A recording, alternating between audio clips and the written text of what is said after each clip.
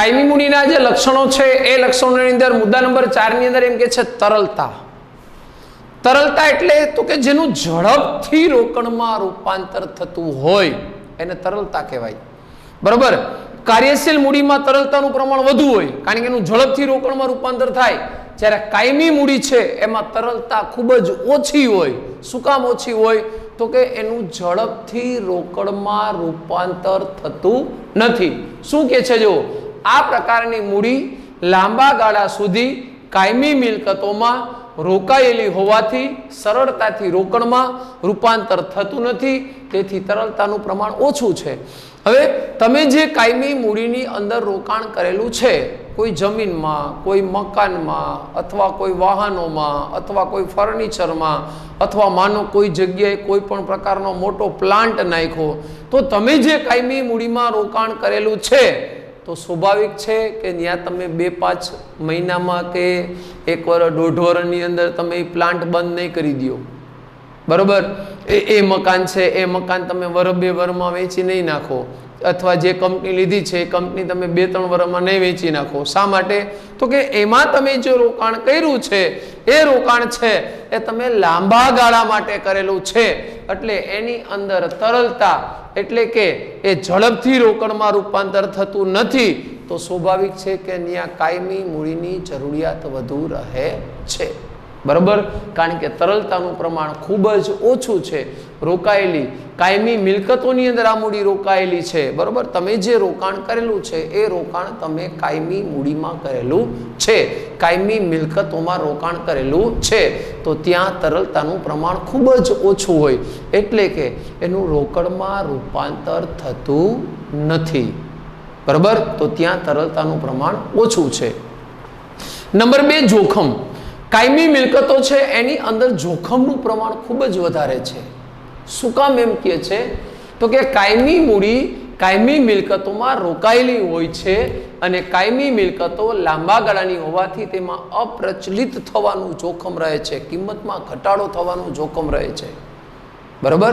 તમે જે મૂડીનું રોકાણ કરેલું છે, તમે જે કાયમી મૂડીમાં રોકાણ કરેલું છે, તો સ્વાભાવિક છે કે એ કાયમી મિલકતો છે એમાં જે રોકાયેલી મૂડી હોય એ કાયમી મિલકતો લાંબા ગાળા માટે છે. દાખલા તરીકે તમને એક ઉદાહરણ આપું કે પશ્ચિમ બંગાળની અંદર રતન ટાટાએ જે નેનોનો પ્લાન્ટ નાખ્યો હતો, ટાટા નેનો, બરાબર, તો ત્યાંની ગવર્મેન્ટે એને મનાઈ કરી. આખો પ્લાન્ટ કમ્પ્લીટ થઈ ગયો પછી મનાઈ કરી. હવે 4.5 કરોડ રૂપિયાનું નુકસાન ગયું. બરાબર. તો ત્યાં શું છે? તો કે અપ્રચલિત એટલે કે આ સિવાયના રાજકીય, આર્થિક અને સામાજિક પરિબળો, હમણાં મેં તમને જેમ કીધું ને કે રાજકીય પરિબળો છે અસર કરે, કે ત્યાંની ગવર્મેન્ટે એને કહી દીધું કે ભાઈ તમે અહીંથી પ્લાન્ટ લઈ લ્યો, અહીંયા તમારો પ્લાન્ટ નહીં અમે નાખવા દઈએ અથવા તમને પરમિશન નહીં આપીએ. બરાબર. તો ત્યાં એ વ્યક્તિએ પ્લાન્ટ બંધ કર્યો અને એ પ્લાન્ટ ખાલી નાખવાનું 4.5 કરોડ રૂપિયાનું નુકસાન ગયું. 450 કરોડ રૂપિયાનું નુકસાન ગયું. બરાબર. કારણ કે રાજકીય જોખમ નડ્યું. એવી રીતે ઘણા સામાજિક જોખમો છે એ ઊભા થાય. કોઈ જગ્યાએ તમે કંપની નાખીને આજુબાજુમાં રહેણાંક વિસ્તાર છે એ વધવા માંડ્યો, તો સરકાર તમને એમ કહી દે કે અહીંથી તમારી કંપની છે તમે લઈ લો, તમે બહાર જવા દો, સિટીની બહાર જવા દો, અથવા પ્રદૂષણ નડતું હોય તો એ સામાજિક પરિબળ છે એ પણ તમારી કંપનીને અસર કરે. ત્યાં તમે કાયમી મૂડીનું રોકાણ કરી નાખ્યું હોય તો ત્યાં પણ જોખમનું પ્રમાણ વધુ છે. અથવા આર્થિક સ્થિતિ એટલે કે તમે રોકાણ કર્યું પછી માનો કે તમારી આર્થિક સ્થિતિ ખરાબ થઈ ગઈ તો ઝડપથી તમારે પૈસા જોઈ છે તો એની કિંમતમાં ઘટાડો થશે. તો આવા અપ્રચલિતતાના જોખમો છે એ કાયમી મૂડીમાં રહેલા છે. એટલે તમે જે કાયમી મૂડીમાં રોકાણ કરેલું છે એની અંદર 100% જોખમ હોય. બરાબર. જોખમ રહેલા છે. ત્યારબાદ ઘસારો. કાયમી મૂડી જેમાં રોકાયેલી છે તેવી કાયમી મિલકતો ઉપર ઘસારો ગણાય. હવે આપણને ખબર છે ઘસારો એટલે શું? ખ્યાલ છે આપને? ઘસારો એટલે શું? ઘસારો એટલે તમે જે વસ્તુ જે કિંમતે લીધેલી છે અમુક સમય પછી એની એ કિંમતમાં જે કાંઈ પ્રકારનો ઘટાડો થાય. બરાબર. વાહનો છે તો વાહનોમાં ઘસારો લાગે, યંત્રો છે તો યંત્રોમાં ચાલે દરમિયાન ઘસારો લાગે, તો એમાં જે ઘસારો થાય, કિંમત ઘટે, એ છે ઘસારો. તો કાયમી મૂડી જેમાં રોકાયેલી છે તેવી કાયમી મિલકતો ઉપર ઘસારો ગણાય છે અને તેથી કાયમી મૂડીની ચોપડે કિંમત પણ શું થતી હોય? ઘટાડો. તમે વાહન છે 10 લાખ રૂપિયાનું ટ્રાન્સપોર્ટેશન માટે બસ લીધી તમારી કંપની માટે, બરોબર? એ 2 વર્ષ પછી એની કિંમતમાં શું થશે? ઘટાડો. 2 વર્ષ પછી એની કિંમત 10 લાખ નહીં હોય. તમે કોઈ યંત્ર છે 15 લાખ રૂપિયાનું લીધું તો એ 15 લાખ રૂપિયાનું યંત્ર છે એ 5 વર્ષ પછી એના કોઈ 15 લાખ નહીં આપે, એની કિંમતમાં શું થશે? ઘટાડો. તો એ 5 વર્ષ પહેલા 15 લાખ હતા, અત્યારે તમે એનું વેચવા જાઓ તો એના તમને 8-10 લાખ આવે, તો 6-7 લાખ રૂપિયા છે એની કિંમત ઘટી, તો એ વસ્તુ છે એને ઘસારો તરીકે ઓળખવામાં આવે. અને ચોપડે કિંમત હંમેશા એની શું થતી જાય? ઘટતી જાય. કોઈ જગ્યાએ પ્લાન્ટ નાખ્યો હોય તો એ પ્લાન્ટની કિંમત છે એ દાડે દીએ ઘટતી જાય, બરોબર? તો આવો ઘસારો છે એ કાયમી મૂડીમાં રહેલો છે. હવે પ્રાપ્તિ સ્થાનો, તમે કાયમી મૂડી છે એ કેટલી જગ્યાએથી પ્રાપ્ત કરી શકો? કાયમી મૂડી છે એ તમારે જોતી હોય તો તમે કોની પાસેથી મેળવી શકો?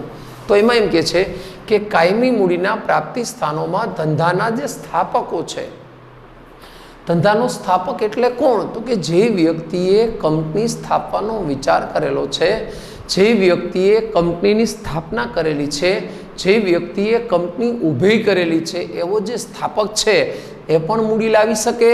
પછી બીજું તો કે ધંધાના જે માલિકો છે, ધંધાના સ્થાપકો, ધંધાના માલિકો પછી વિવિધ પ્રકારની જામીનગીરી બહાર પાડે.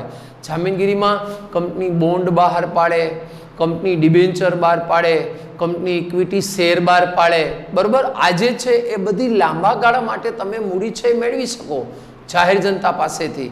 તો એ જામીનગીરી બહાર પાડી. પછી અલગ અલગ જે નાણાકીય સંસ્થાઓ છે, જે બેંકો છે, જે સરાફી મંડળીઓ છે, બરોબર? બેંકો છે એની પાસેથી તમે મૂડી મેળવી શકો, સરાફી મંડળીઓ છે એની પાસેથી તમે મૂડી મેળવી શકો. તો આ લોકો તમને જે ધિરાણ કરે છે એ ધિરાણ છે એ ખૂબ જ લાંબા ગાળા માટે કરે છે. તો એ નાણાકીય સંસ્થાઓ. અને પછી છે નફાનું પુનઃરોકાણ, કે તમારા ધંધામાં જે કાંઈ પ્રકારનો નફો થયો છે, આપણે એમ કહીએ કે ભાઈ મારા ધંધામાં 100% નફો થયો, તો 100% નફામાંથી અમુક ટકા નફો તમે ડિવિડન્ડ તરીકે વેચી દીધો, અમુક ટકાનો નફો છે એ તમે ધંધામાં પુનઃરોકાણ કરો, તમે ધંધામાં પાછું રોકાણ કરો, જેથી આકસ્મિક સંજોગોની અંદર જ્યારે પૈસાની જરૂરિયાત, રૂપિયાની જરૂરિયાત ઊભી થાય તો એમાંથી તમે રૂપિયા લઈ શકો. તો એ નફાનું પુનઃરોકાણ છે, બરોબર? એના દ્વારા પણ તમે કાયમી મૂડી છે એને સરળતાથી પ્રાપ્ત કરી શકો છો. તો મિત્રો, આ હતા કાયમી મૂડીને અસર કરતા કાયમી મૂડીના લક્ષણો. ખાસ યાદ રાખજો મિત્રો કે જ્યારે પણ તમે આ વિડીયો લેક્ચર જોવો છો ત્યારે તમારે આ પ્રશ્નો છે એને નજર સમક્ષ, એની PDF તમે જે નોટમાં ઉતારેલું છે નજર સમક્ષ રાખવાની છે, જેથી તમે સરળતાથી એને સમજી શકો અને વિચારી શકો. અને પછી એકવાર મોઢે લખવાની ટ્રાય કરો પ્રશ્નો સમજ્યા પછી, આપને ખબર પડે કે આપને કેટલું યાદ રહ્યું અને આપને કેટલું આવડે છે.